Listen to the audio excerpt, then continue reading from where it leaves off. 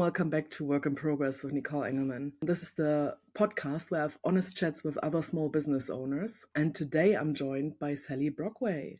She's a PR specialist, has lots of experience in journalism, and I've known Sally for not a full year yet, right? We've met at a few events and then in person at a event end of last year. I took her photos as well. Brilliant photos, by the way. Yeah. And then I took part in her coaching program as well for PR. And I thought she's a great person to talk about PR. Hi, Sally. Hi there. Thanks for having me on. I appreciate it. No worries. You were definitely on the list of people that I definitely wanted to talk about as well. Because, I mean, I always love talking to you as well, but you're a fountain of wisdom as well. In all terms PR. Tell us a bit about your journey. What has your business been like? How have you gotten into PR? So I started as a journalist. I only ever wanted to write, and I started as a journalist, and I absolutely love being a journalist. I worked on the Sun newspaper. I had a job writing about television. I went all over the world. I went to red carpet events. The money was good. I had a fantastic time. I was hanging out in Soho, going to private clubs, etc. At the age of 27, I went freelance and I carried on writing about television, did a bit of real life and a bit of, commercial stuff. But I was honestly living the dream. And then online came along and the rates for journalism started to sort of tank. So I clung on. And I've got 3 children, and I suddenly thought, I woke up one day and realised that actually the cleaner that I was paying was earning more than I was. So, I thought I've got to do something because I can't carry on like this. And as a journalist, I've got 2 sisters, and they were both PRs, and they used to get me in, and they'd say, right, we've got this thing coming up, both in TV PR. What can we do? I'd say, right, you need to do this. You need a press release like this. This could be the headline. So I was like a consultant, really. So I knew a bit about PR. I'd worked with PRs. And of course, I know how the media works intimately. The one thing I'm really good at is getting things in newspapers and magazines. So I thought, well, maybe I can transfer my skills into PR. And I thought that would be easy. Oh, it's fine. I'll just do PR. But as a journalist, I had all these contacts and I wrote for certain publications and they had a set rate. So if you write this, it's £400. It's this many words, get it in by this. So it was all very structured. And suddenly I'm a business owner doing something different. And I'm like, oh, I've got to come up with my own prices. And I've got to sell. And I had a terrible mental block about selling. And I just thought I'm terrible at selling. And very early on in my career, before I got a job as a journalist, I got a job on a local newspaper. I was desperate to be on a newspaper. I said, I'll do anything. I'll sweep the floor. I'll make the coffee. So they gave me a job in the advertising sales department, which I absolutely hated. I was terrible at it. I remember I was a bit, I'd gone to private school and I was a bit of a posh kid, and I remember going, hello, and I was in Hounslow. It was a bit of a rough area, and it was a very interesting, vibrant area, but my style didn't fit. And I remember there was this girl, and she was about 18. She was lying on the floor, swinging her legs about with quite a short skirt on, going, all right, darling. And she was talking to these business owners, and she was selling like nobody's business. She was like, her figures were up and up and up. I didn't sell anything. I sold 0 in the time I was there. And it got to be embarrassing because the sales guy was going, you haven't sold anything. I was going, I'm very good at this. So he said, what do you want to do? I said, I just want to be a journalist. He said, well, go and talk to the editor. So I went to talk to the editor and said, I just want to be a journalist. And he went, but you're a salesperson. I went, I'm not actually a salesperson. I'm just pretending to be a salesperson.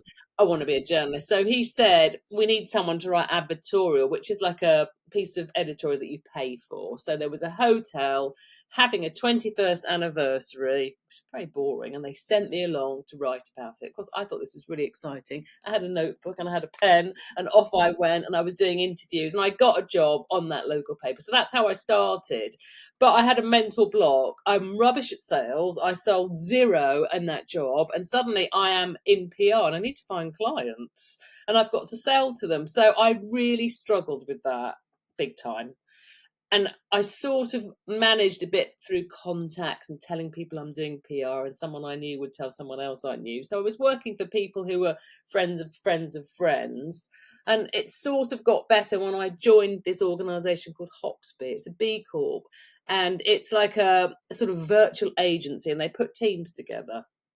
And I got a gig in this agency about 5 or 6 years ago, and it changed everything because I met other PRs. I worked for big corporate brands like Weight Watchers, some Crunchyroll, which is an anime brand, the brands that would never have looked at me before. And I learned so much about PR because even though I know how the media works, I know what journalists want, I know all of that, I didn't really understand, because as a journalist, it's all about the story. All that matters is the story and the best headline. But when you're a PR, it's not all about the story, because sometimes the best story isn't one that the client wants to be put out there. So I was in a different world where the client wants to say this, but the journalist wants them to say this. So I've somehow got to come up with a solution. So it was a steep learning curve. But once I joined Hoxby, I just met loads of people, and then they just kept phoning me up saying, "Do you want to work for me?" It just took off after that. That was great.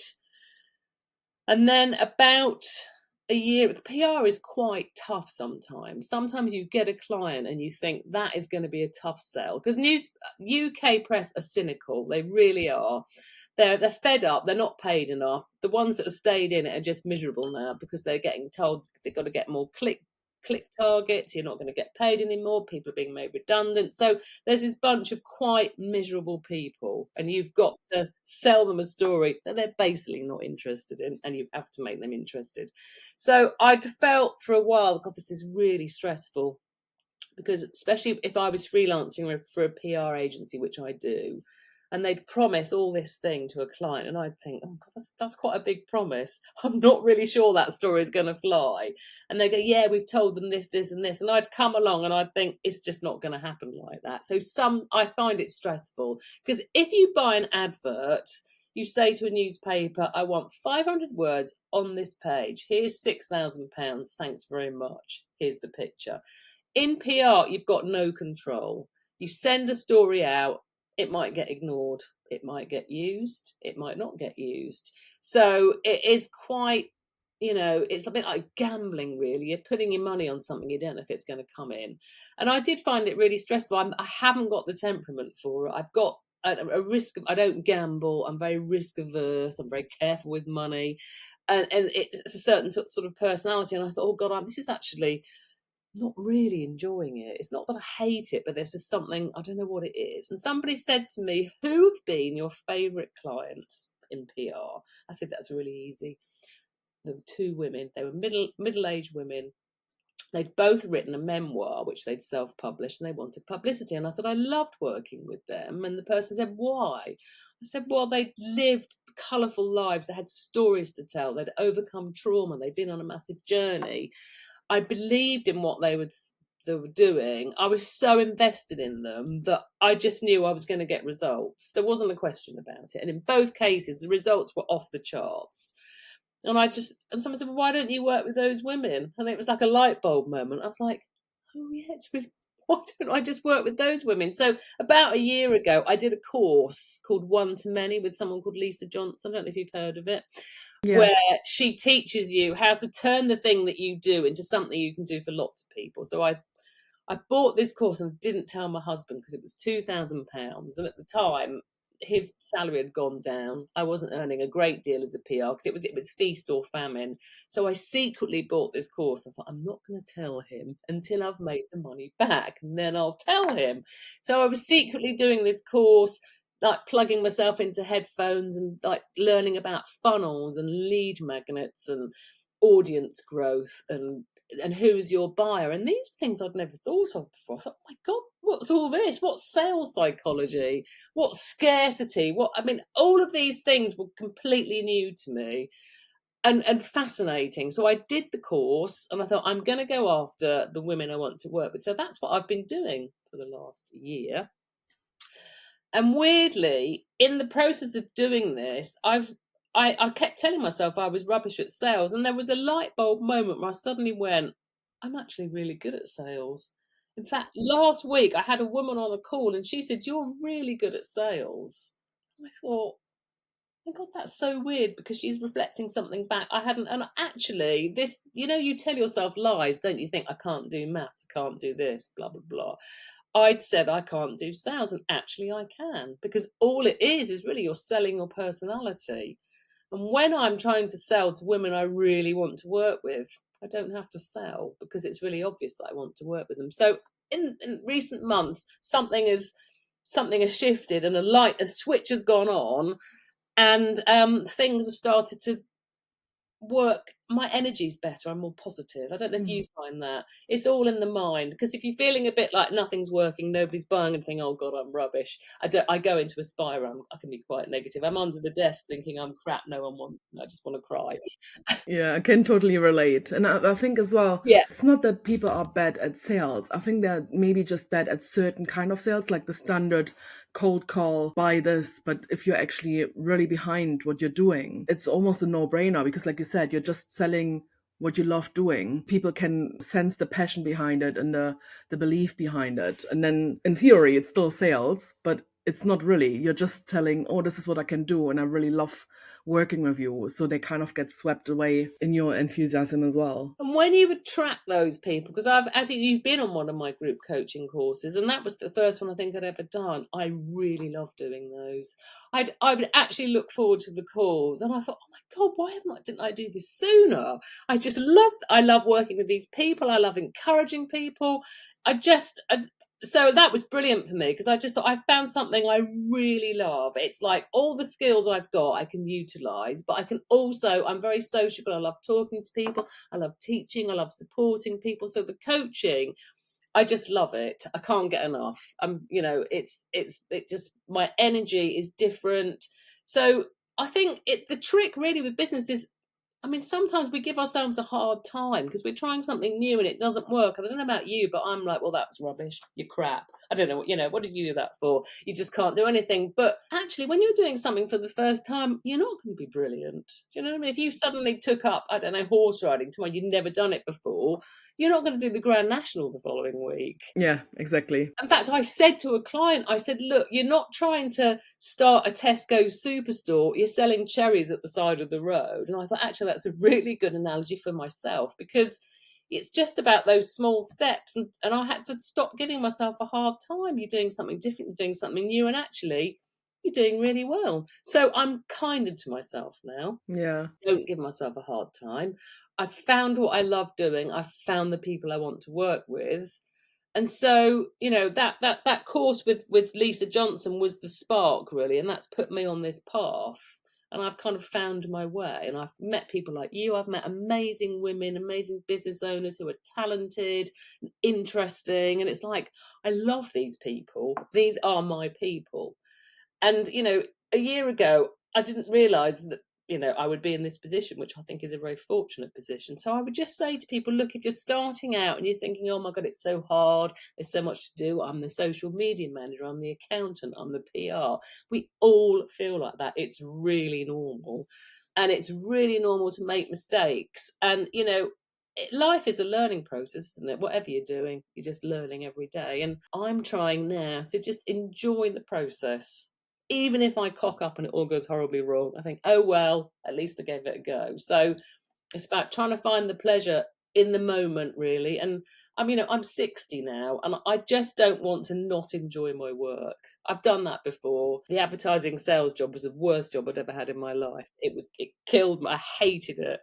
And I never want to hate my work anymore. I want to love my work. I want to love the people I'm working with. Yeah. And, it's taken me until now. So if anyone else listening to me can take that on board when they're, 20, 30, 40, 50, brilliant, because I think that's key. Yeah, and it's such a beautiful place when everything just clicks and okay, this is what I really enjoy doing, and it just opens up so much. Like you said, it's just a spark and your eyes are open for the first time kind of thing. And then everything feels a bit easier because you know why you're doing it and stuff like that. I see it with your Instagram, actually. You're doing so much now, doing all those reels, and you seem to enjoy yourself as well. And it's really beautiful to see.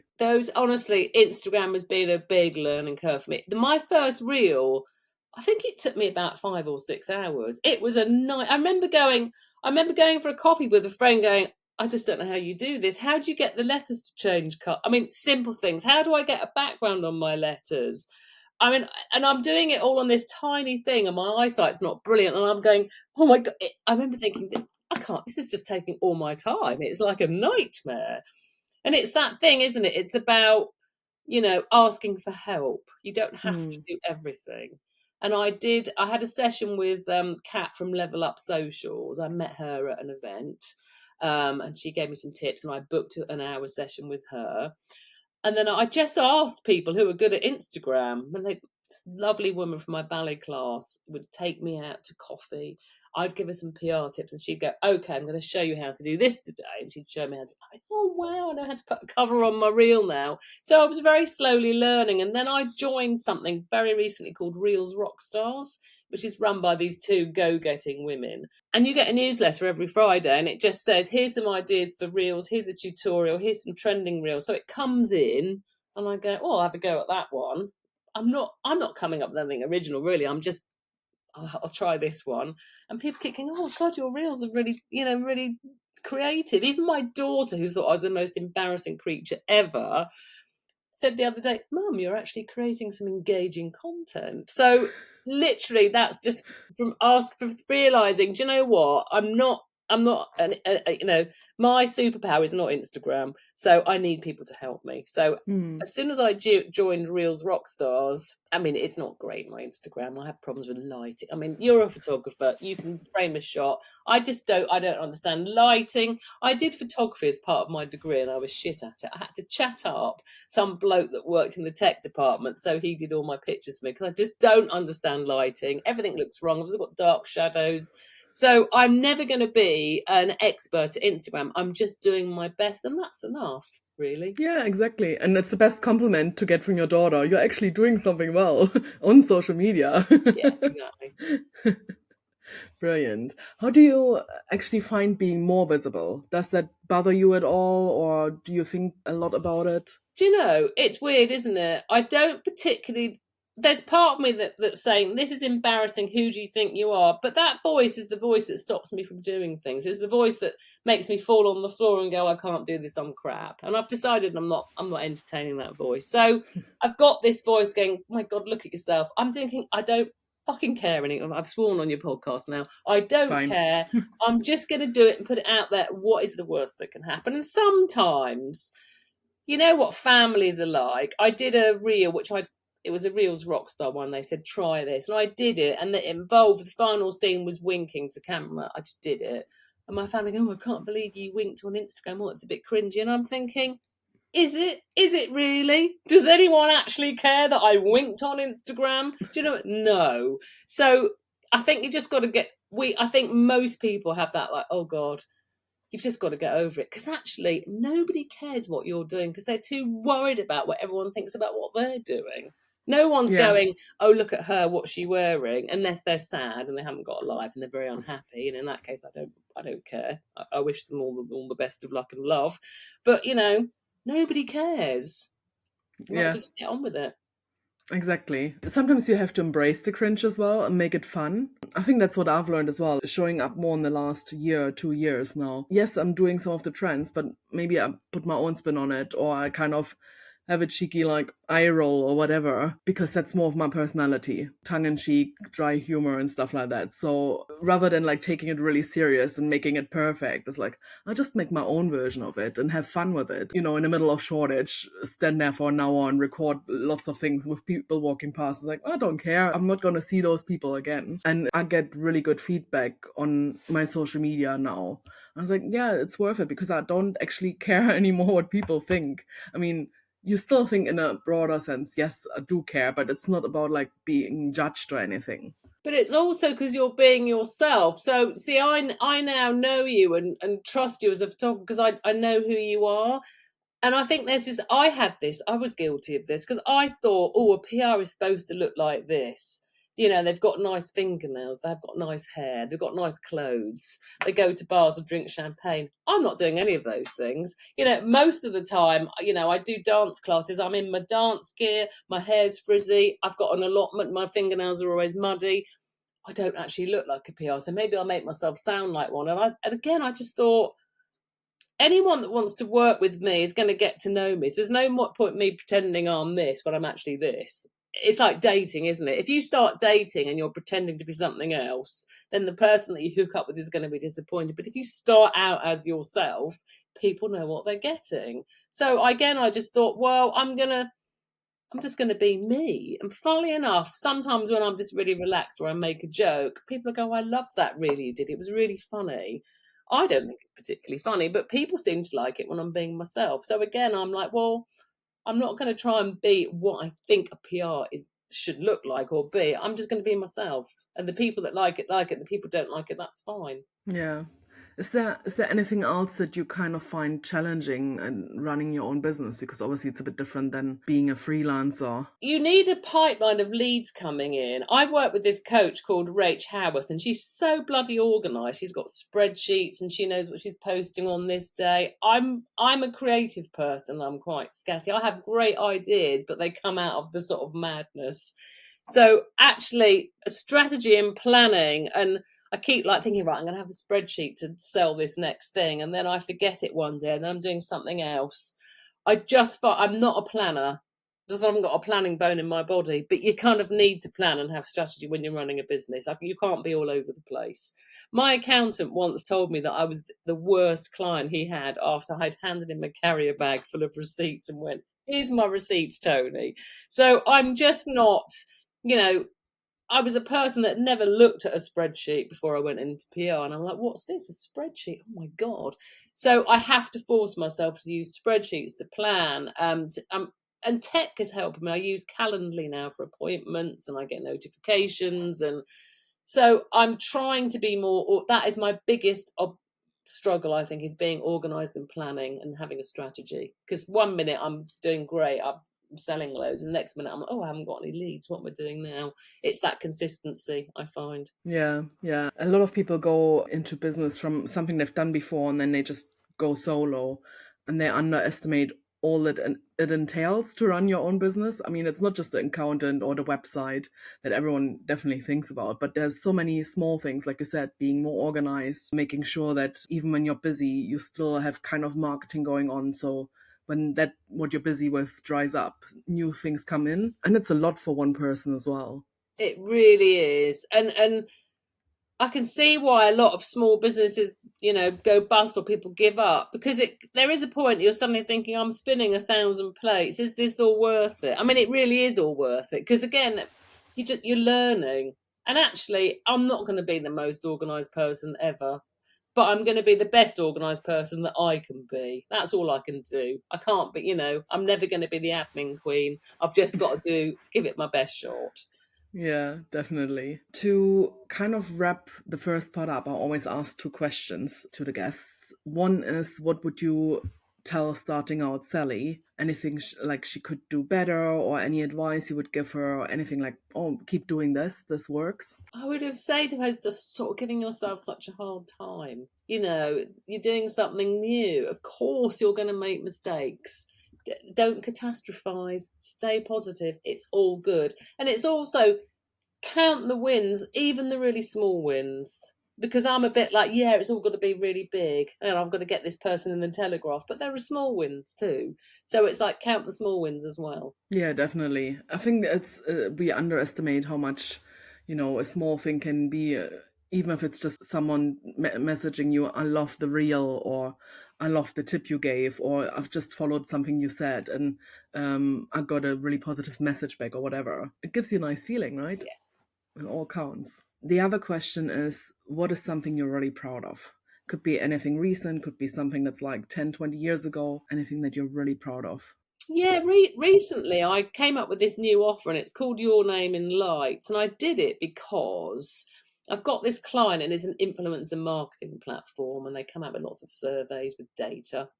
And data's quite a tough sell in the UK unless it's saying something very startling. And the UK press is not that interested in influencer marketing. So I suddenly thought, I need to lift this press release. What do I need? I need a real person. So I went off and I approached this influencer and said, can you be in this press release? And she said yes. And anyway, it went in the Mirror and the Express, which is fine because that's my job. that she was so delighted. She was sharing it on social media. There's all these people going, this is brilliant, this is brilliant, this is brilliant. Her name's Caroline Sigamoni, and I think she's Fabulous and 40, or Fab 40 and Fabulous, I can't remember. But I thought, God, that small thing I did has really made a difference to her. That she's like, all these, like, because she's got a lot of followers, thousands of people saying this is amazing, this is amazing. And I thought, I can just do this for other women. So I came up with a package called Your Name in Lights. And I thought, I'm going to find women I think have got a good story. I'm going to offer them a piece of media coverage. I'm going to charge them £997. So I'm really proud of that, because I've sold 2 now. And I've sold 2 to complete strangers who I approached out of the blue, and once they'd had a conversation with him, they bought. And they bought because it was really obvious that I wanted to work with them. Now, the first person, I've placed her with the Telegraph, although it's not running until October because it's coinciding with a special day. So that was brilliant. And the second person, who I've just interviewed, I've already spoken to the Telegraph about her and they're interested. I don't know if they're going to take it yet, but I love that I came up with this thing to help women, and that the women I've approached really want it. And not only that, it's working. So if you can do that, I don't have to doubt myself anymore. I mean, I did that with such ease and such joy, and the results have been so brilliant. I think, yeah, I'm on a roll. That's amazing. And especially when you really believe in what you're offering and what you're doing, and that it can help people, and you just have the courage to actually directly approach the people you want to work with. Because that's another really big thing to be proud of. Not everyone kind of goes that way and like, oh, I have this and think maybe this might be working for you. Because that's a big, ask or big step out there, and put yourself on the line. It's funny because I've been a journalist for so long, and I have been in the media so many times. I'm always writing about shit about my life, about my husband, about this. So it's really normal for me. I forget what a difference it makes to people, and how, for example, I had this client called Gladys Sander, who's a tinnitus expert. I wanted to work with her from the minute I met her on the Lisa Johnson course, and she said, yeah, I'm ready to do some PR. So she paid for a done for you service, which is not cheap.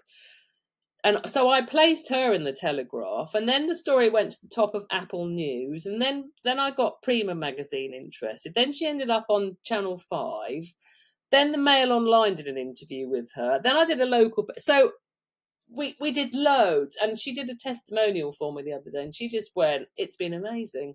I'm fully booked." I've had all these inquiries, and actually hearing it. This is why I do it. I don't just do it because it's nice to have your name in a newspaper. I do it because it gets people seen. They become, an authority figure. They get other opportunities. The sales increase. And she was a living example, saying to me, since working with you, it's been incredible, getting all these inquiries. People are emailing, I'm booked up. And it's so good to hear that, because I forget, because I'm just thinking, get this person in the media and move on. But actually, that person is experiencing the benefits of that coverage. Yeah, and I think it's probably also a huge confidence boost, because you see how the positive impact of their story, and they're like, oh, I'll get so much good feedback, and I actually are fully booked now. And obviously then it's a confidence boost to you as well, because you're like, yeah, that's my job, and I've done this amazing thing for someone, and I'm really good at it, because look at what they are doing now. So I totally get that. So yeah, things are good for me at the moment. That's great. I love hearing it. Yeah, exactly. I love hearing that. I think we met probably at a time where you're like, I don't know how to get clients. I remember you saying that. It's like, I know I'm really good at what I'm doing, but I don't know how to get people to actually acknowledge that and actually book me. So I'm really glad that, it's been less than a year, and you're in a really good place now and have all this amazing success. It's a mindset. It's mindset. It all comes down to mindset. Everything, your life is a reflection of your mindset, everything in it. I mean, I know people like to say it's not, I'm a victim of this, that, and the other. It's not. You choose your partner, your life, where you live, the people you work with. It's all your mindset, and you attract what you're giving out. And that's my big lesson, because I sort of knew that anyway, but I wasn't putting it into practice. And when you realise it's all in here and that's what you work on, that's kind of the secret. Yeah, I love that. And that's a brilliant way to end the first part. Thanks for joining, Sally. And thank you for everyone who listens. And stay tuned for the second part, which comes out in a couple of days, where we're talking about lots of practical tips on PR. Speak to you soon.